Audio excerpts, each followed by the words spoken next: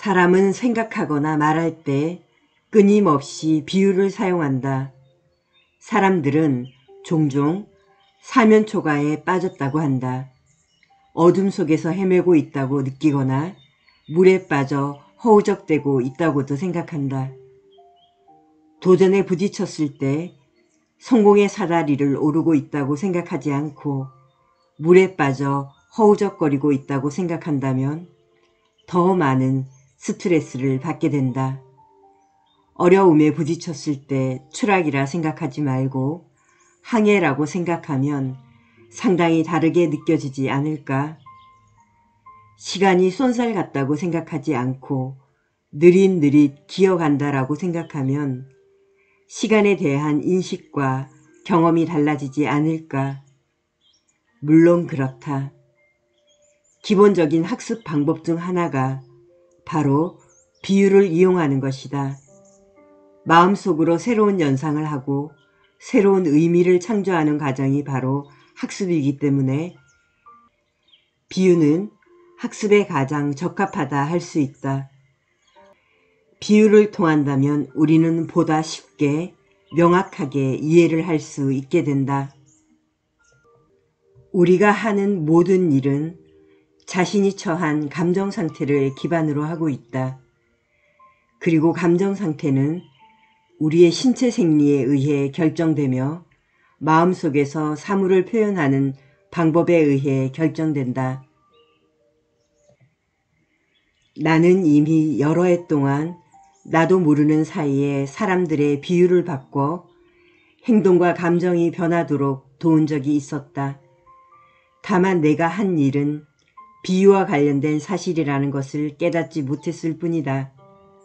이것은 바로 이름 붙이기라는 것인데 일단 자신이 하고 있는 일에 적절한 이름을 붙이면 일관된 행동을 지속하게 된다. 우리는 부정적인 감정을 강조하는 비유를 자주 사용한다. 온 세상의 짐을 내 어깨에 모두 다 진 기분이야. 앞에 놓인 벽을 뚫고 나아갈 수가 없어. 예를 들어 누군가 자기 어깨 위에 얹혀 있는 것 같다고 내게 하소연한다면 나는 이렇게 말해주겠다. 그럼 세상의 짐을 다 내려놓고 가면 되지 않나요? 물론 그들은 의아한 표정으로 나를 바라보겠지만 내가 한 말을 이해하려고 자신의 초점을 바꾸다가 결과적으로 감정 상태도 바꿀 수 있게 된다는 것은 확실하다. 누군가 내게 앞으로 나아갈 수 없다고 말한다면, 계속해서 벽에 부딪힌다고 말한다면 나는 그들에게 부딪히지 말고 드릴로 구멍을 뚫어보라고 말해줄 것이다. 아니면 벽을 기어 올라 넘거나 밑으로 터널을 파거나 문을 연 다음 통과하라고 말해주면 어떨까? 우리에게 누군가 파란색을 떠올리지 마세요 라고 하면 어떨까? 파란색을 바로 떠올리게 된다.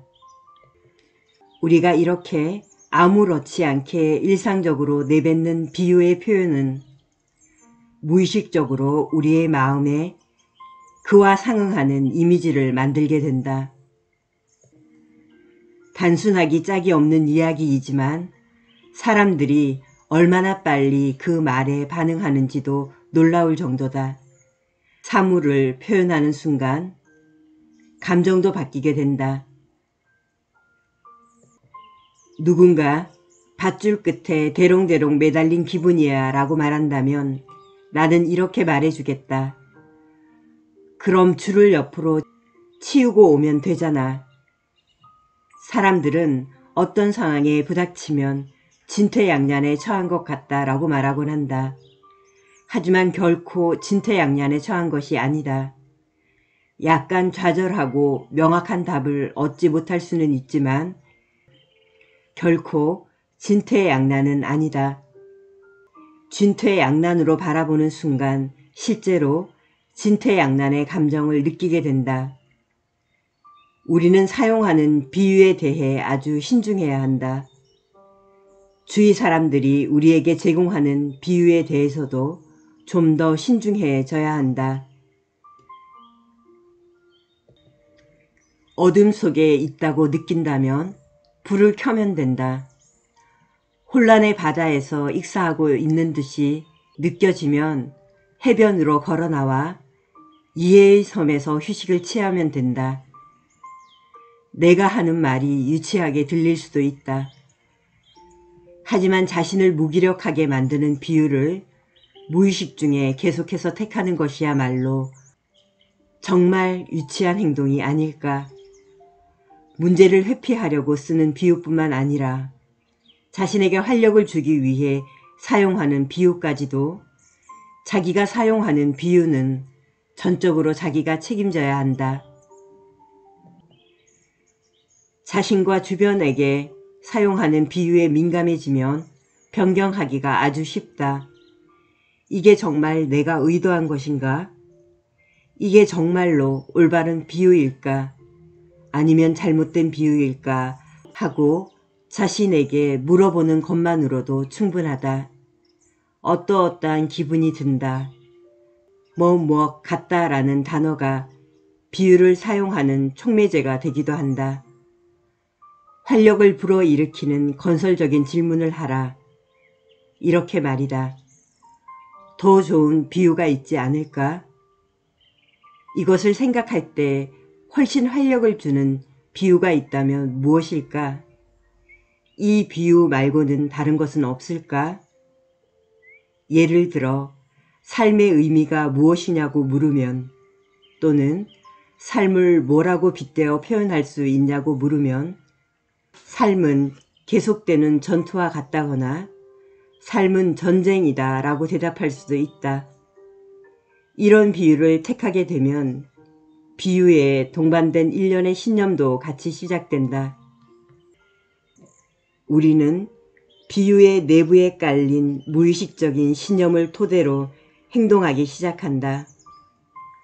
모든 규칙과 생각, 전제관념은 자신이 택한 비유와 함께 가는 것이다.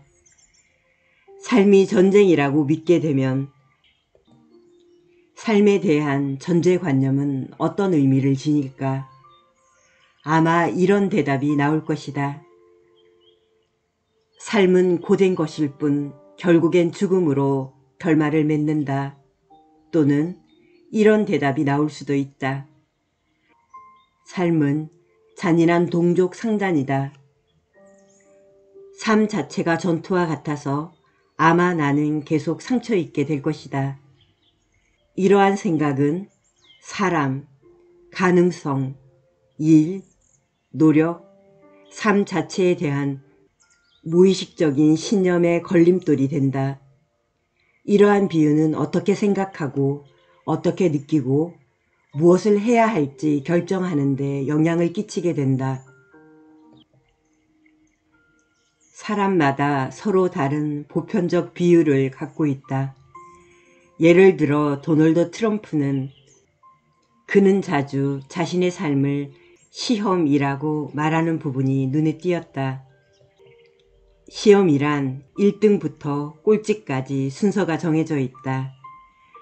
삶을 시험이라 생각하면 얼마나 많은 스트레스를 받을지 상상할 수 있는가. 어떤 이들에게 삶은 게임이다. 이런 경우 삶을 어떤 색으로 칠할까? 삶이 즐거워질 수 있다. 이 얼마나 멋진 아이디어인가. 물론 약간의 경쟁은 있을 것이다. 그렇지만 경쟁보다는 즐길 수 있는 기회가 훨씬 많다. 어떤 사람들은 이렇게 말한다. 삶이 게임이라면 당연히 진 사람도 있을 것이다. 이렇게 말하는 이들도 있다. 전략이 많이 필요하지 않을까? 하지만 그것은 게임이라는 단어를 어떤 관점에서 바라보느냐에 따라 달라진다. 다시 한번 말하지만 우리가 하나의 비유를 갖는다는 것은 사고방식과 감정에 영향을 주는 한 세트의 필터를 갖는다는 뜻이다. 따라서 삶을 넓혀가려면 삶이 무엇인지, 인간관계가 무엇인지, 더 나아가 자신이 누구인지 설명할 때 보편적 비유 하나를 바꾸기만 해도 삶 전체를 바라보는 방식을 즉시 변형시킬 수가 있다. 그동안 사람들은 내가 사용하는 비유가 정확히 무엇이냐고 물어보곤 했다. 여러 번 나도 각종 비유를 시도해 보았다. 예를 들어, 나는 전국적인 베스트셀러 작가이다. 나는 최고의 컨설턴트이다. 나는 힐러다. 나는 상담가이다. 그러나 이 비유들 중에 내 일에 딱 맞는 느낌을 준 것은 아무것도 없었다. 그러던 어느 날 나는 코치다 라는 비유를 얻게 되었다. 나는 성공한 코치다. 사람들이 자신이 원하는 일을 더 빠르고 쉽게 이루어줄 수 있게 도와준다.